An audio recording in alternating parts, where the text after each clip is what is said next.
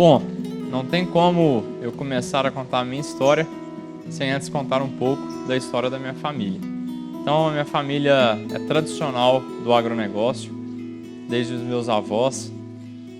E a história começou lá atrás, né, quando a minha avó e meu avô vieram aqui para a região e eles plantavam agricultura de arroz e também criavam gado.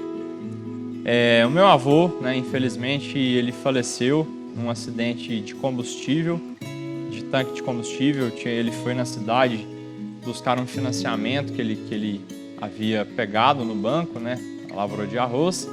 E, infelizmente, teve esse acontecido, onde ele acabou falecendo.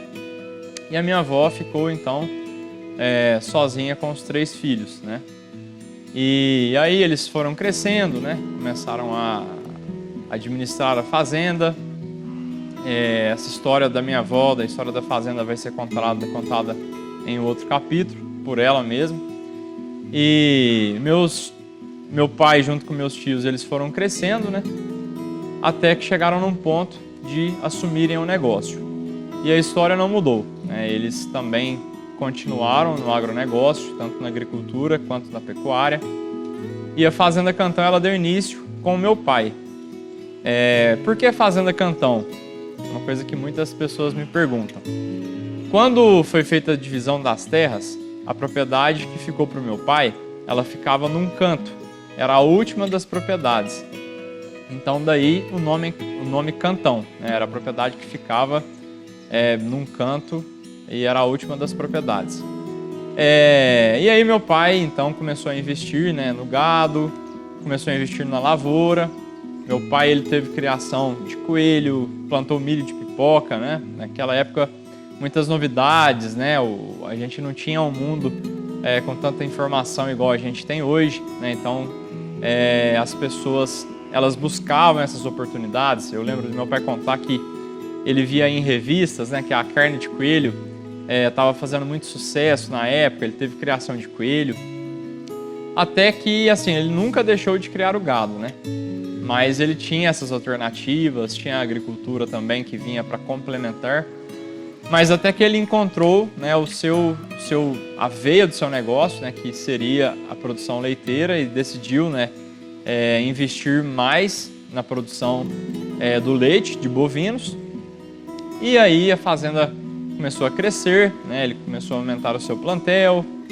E lá na frente, né, depois de alguns anos, eu tive a minha maioridade. Sempre gostei, desde pequeno, de acompanhar o meu pai na fazenda, de acompanhar os processos. Eu sempre gostei de estar no meio, né, do rebanho, sempre gostei muito desse envolvimento com a fazenda. E em meados de 2009, o meu pai, com o holandês, né, em específico, que era a raça que a gente criava, ele exigia muita mão de obra. Então era muito difícil de ser trabalhado, né?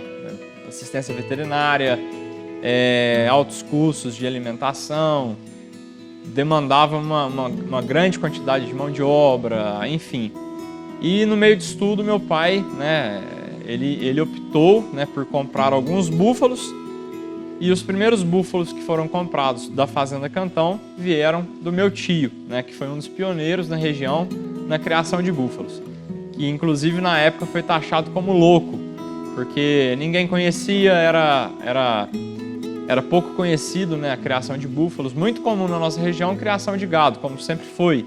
Nossa região, ela tem aí um cerne de agricultura e pecuária muito forte, né? Mas o búfalo ninguém tinha. E quando meu tio começou a criar, né, ele foi criticado, as pessoas não conheciam.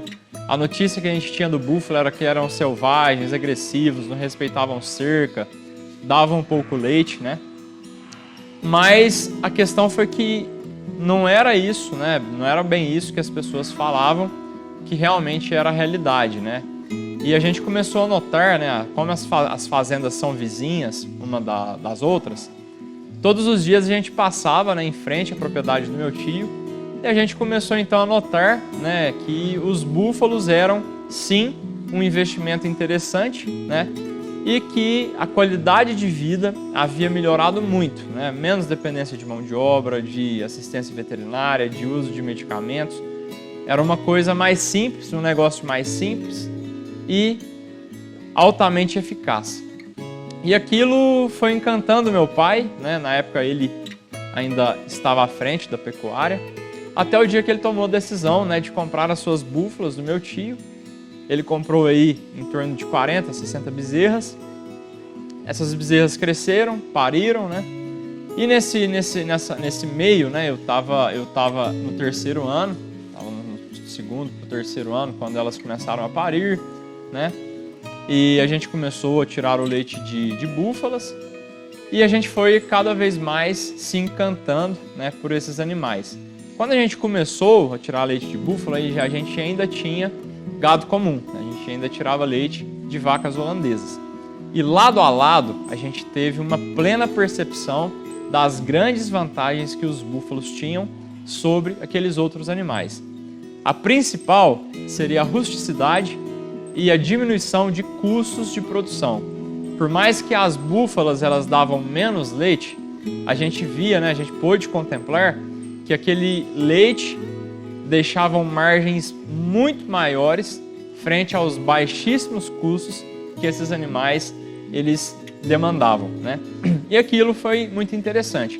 Além do fato de que quando a gente começou a ter contato com esses animais, a gente pôde notar a grande docilidade, né, que eles tinham. E aí surgiu o meu amor, a minha paixão por esses animais que são incríveis.